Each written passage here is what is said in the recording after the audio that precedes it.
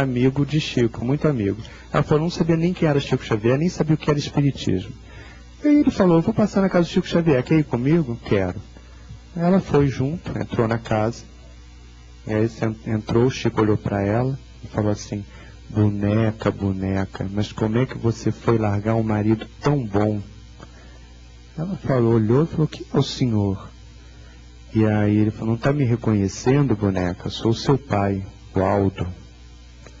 Aí ele continuou dando uma bronca, e aí depois a voz do Chico suavizou e falou assim, Lelete, Lelete é mamãe, não liga para o seu pai não, ele continua o mesmo turrão de sempre.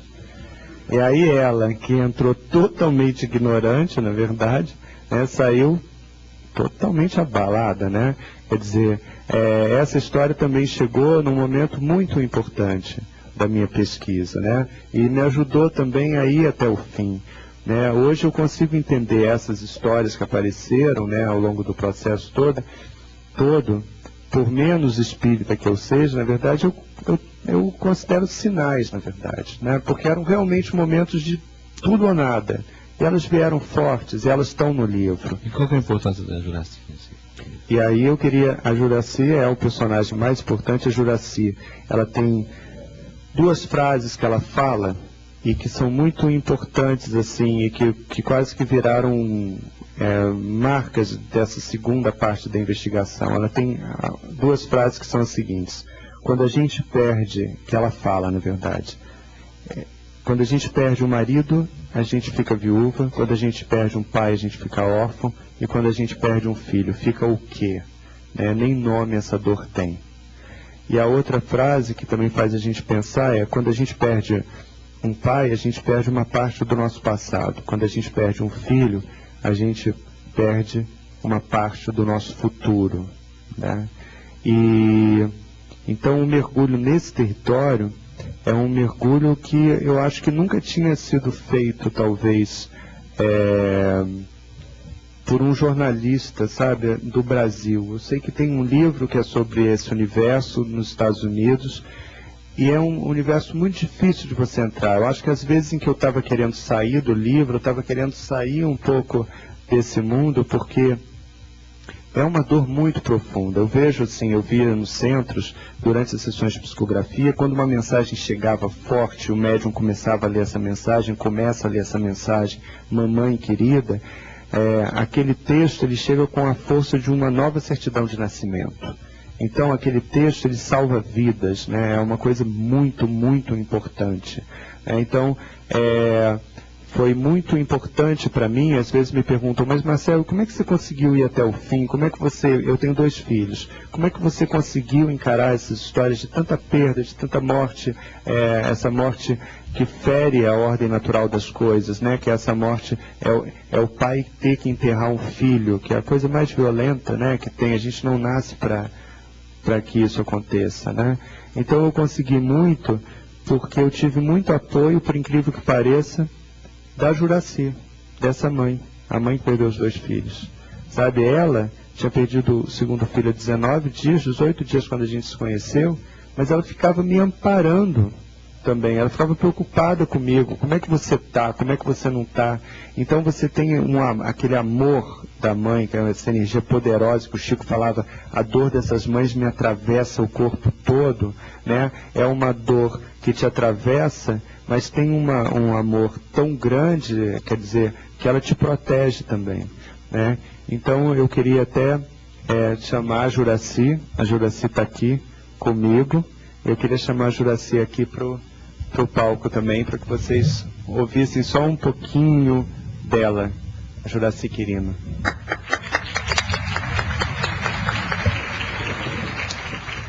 Esclarecer que a vinda da Juraci aqui foi uma bênção para a gente, porque por acaso ela estava em Belo Horizonte, participou ontem do projeto, e eu e Marcel convencemos ela a vir aqui para dar um depoimento mesmo do que foi esse livro, do que foi essa mudança de vida, né, Juraci? Você disse tanto pra gente. Eu acho que a Juraci tem muito a nos dizer desse aspecto. Você podia falar um pouquinho?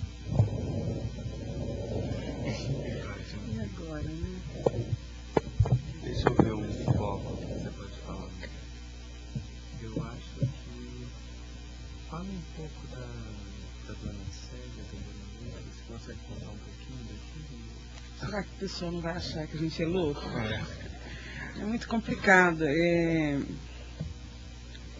Eu saí em busca de uma resposta que eu havia perdido o Felipe fazia 5 anos e meio, e o Daniel faleceu e eu perdi o eixo, eu perdi o chão, eu não tinha, fiquei sem era nem beira, eu fui para Uberaba e eu conheci o Marcel lá e a gente começou a procurar ele jornalisticamente, eu como mãe, desesperadamente, uma resposta da espiritualidade, uma notícia dos meus filhos, onde estavam, porque o desespero é muito grande quando você é uma mãe sem filhos. E nós fomos, e realmente eu não achei o que eu estava buscando em Uberaba. E nós começamos a viajar, e chegamos nesse galpão no Rio de Janeiro, na Dona Lúcia, né? Dona Lúcia, e lá realmente nós vimos coisas assim. Eu não recebi nenhuma mensagem dos meus filhos lá, mas eu fiquei muito confortada com as mães que estavam do meu lado, que receberam mensagens, assim, mensagens verídicas de histórias seríssimas que nós vimos lá. E nós saímos de lá, depois de quase 12 horas, com a certeza realmente que a espiritualidade existe. Que não foi a minha hora vai chegar. Mas que lá realmente a gente encontrou uma coisa muito séria, um trabalho muito sério, onde realmente havia verdade nesse mundo que a gente estava procurando.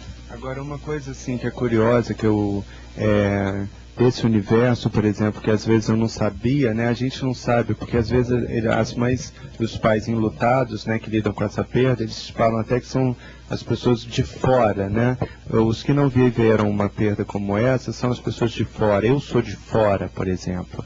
E eu tentei entrar e entender um pouquinho, 1 milímetro dessa dor, né? Acessar um pouquinho do que a Juracy sente. E aí tem questões assim que a gente não imagina, que são incríveis. Por exemplo, quando perguntam para a Juracy, quantos filhos você tem, por exemplo? A Juracy fala, eu tenho 2 falecidos. Mas isso paralisa os pais no primeiro momento, porque você tem quantos? Sabe? Se você tinha 3, você tem 2, né? Então isso é uma pergunta que são essas pequenas perguntas abaixo